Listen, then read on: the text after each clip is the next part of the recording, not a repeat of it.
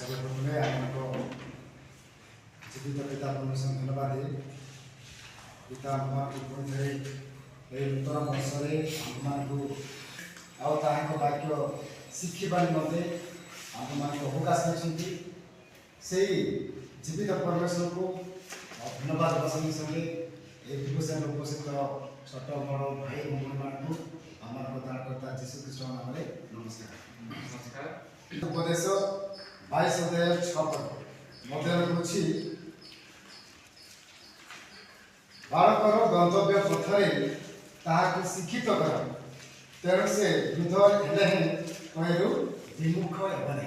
अपना पुत्र कन्या मानक छोट थिबा समय से माने शिक्षित कराओ बोली पिता माता प्रति आज्ञा दिला आउ संतान मान प्रति कौन आवश्यक जे आउ से संतान माने आउ आज्ञा पता हेबा आवश्यक कहार दायित्व केबे शिखेबे केउ विषय शिखेबे पिता माता माने ए सकल विषय माने बाइबल अनुसंधान करबा आवश्यक पिता माता दायित्व रही अछि। द्वितीय विवरण 6 अध्याय 7 पद 11 अध्याय 9 पद जुएल 1 अध्याय 3 पद जते बेले ए सकल पद समूह रे आम्भे माने अध्ययन करिबा जानि पारिबा जे परमेश्वर मसाक द्वारा लोक मान को जनाती जे तुम्भे माने आपण संतान मान सहित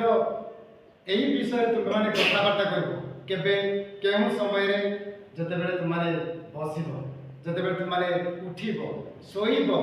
रास्ता रे जीवो से समय रे ए सकल विषय तुमे आपण संतान मान को जणाइबो एही कथा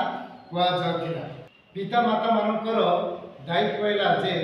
पिला मान को शिक्षा देबा आपण संतान मान को शिक्षा देबा समस्ते आम्भे माने जानिछु जे को पिता माता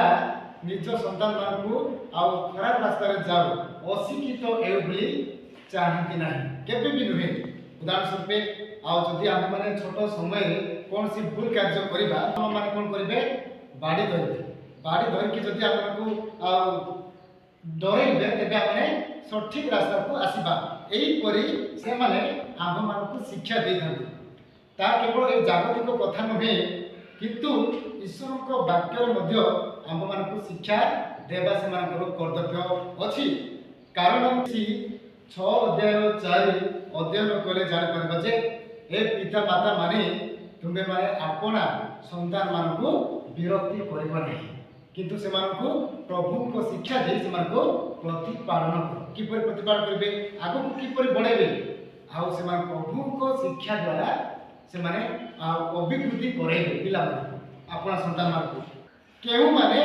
आपना पिला मान को आपना संतान संतति मान को शिक्षा देले बाइबल रे आमे माने केतोटी उदाहरण देखिबा प्रथम हैला तिमोथी को माता एवं माता मुई ता हम देखि परबा द्वितीय तिमोथी 1 अध्याय 5 द्वितीय हैला मौसांकर पिता माता आमे माने देखि परबा एब्री 11 अध्याय 24 एवं 25 पद से जते बेले ए इस्राएल लोक माने मिस्र रे थिले बहुत कष्ट से माने ताण भोग करथिले निर्यातना पाइले मिस्र मान ठारू सेही एका समय रे मौसांकर जन्म होइथिला ताको बाल्य अवस्था रे कोन करा जाउतिला पिला मान को ता आपण मान समस्त जानथि पारंकर कन्या परिशेष रे प्रतिपालन कला आउ के स्तन पार कराइला ताकर माता निजे आउ ताको माता मौसा को शिक्षा देबा को आरंभ काहे कि परमेश्वर से माने इस्राएल लोक माने परमेश्वर को लोक माने से सबको शिक्षा देति बजे आउ बापा हमें ए प्रकार एई थिलु माने हम निज आउ गा मान को देश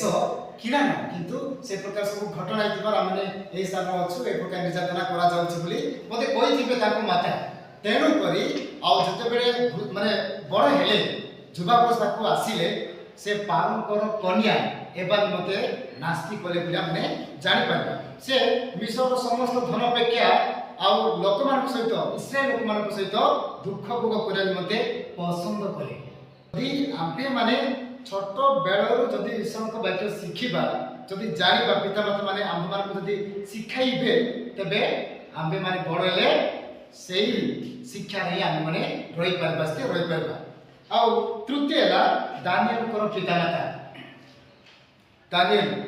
आउ सद्रक मेशक अबेदनगो तीन जन मित्र विषय आप समस्त जानते ए माने वर्तमान बाबिल अच्छा तेरे 3 अध्याय दानिएल 16 रु 18 पद अनुसार जदि आम देखा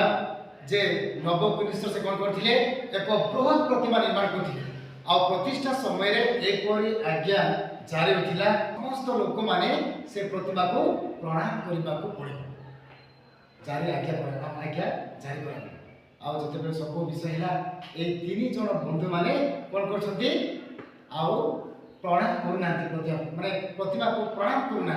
एमाने केउठार शिखिले एमाने राजकीय वंशर अटंती जो माने भल भल राजकीय परिवार जदि 1 अध्याय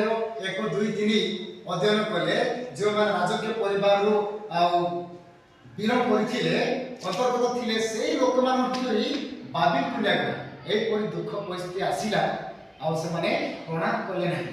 केउठार से शिक्षा पाइले निज पिता माता को क्यों विषय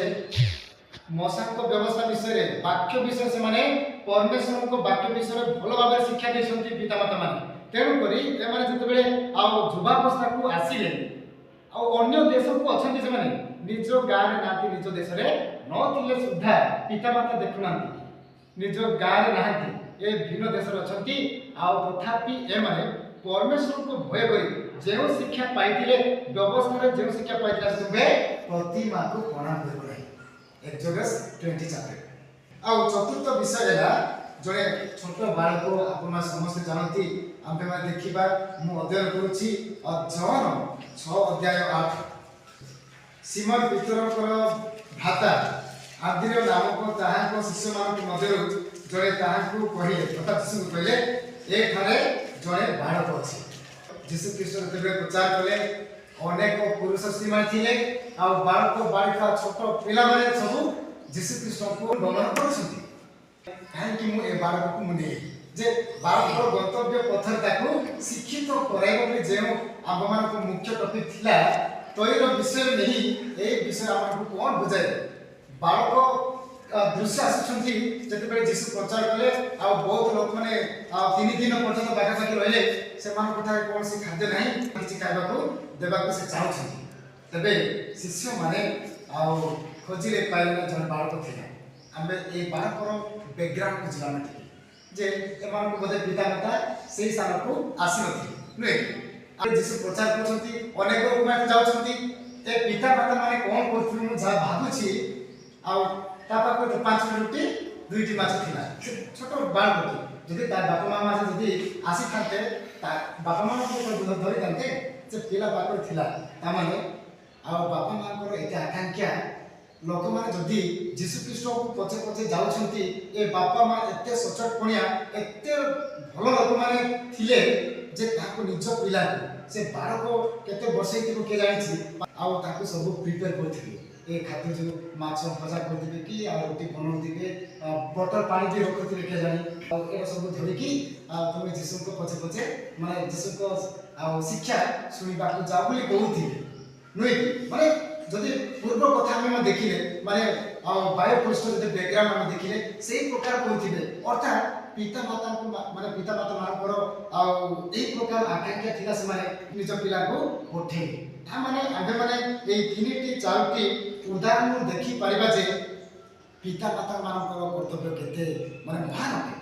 से माने अपना संतान मान को निज संतान मान को केबे आ अन्य रास्ता को खराब रास्ता को जान केबे चाहिबे से प्रकार पिता माता आम मान को ठार देबा दरकार जदि से प्रकार पिता माता आम मान को ठारे अछंती तबे आम माने भाग्यवान आमे माने पिता माता को प्रति कर्तव्य कम जदि आम मान को शिक्षा देबे ईश्वर को वाक्य ए बो ए जियो ए काम कर नै ए भूल काम कर नै जदि से माने आम मान को आज्ञा देती चेतना देती आम मान को दायित्व कोन प्रतिक्रिया को देखबा आवश्यक आज्ञा पता एबार आवश्यक एपीसी 6 अध्याय 1 पदरे ए पिला माने तुमे माने प्रभु को सकासे आपण आपण पिता माता मानकर आज्ञा को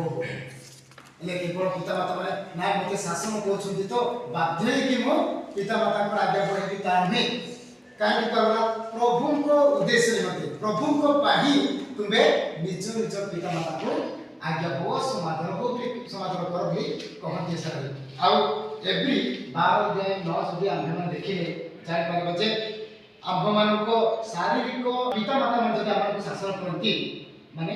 पिता माता माने आम्भ मानको शासन करती आम्भे माने से मानको शासन रे बसी पुतेबा दरकार आम्भे माने से मानको आगे पालन करबा दरकार तबे आम्भे मान जने भलो मଣିଷ होई परिबा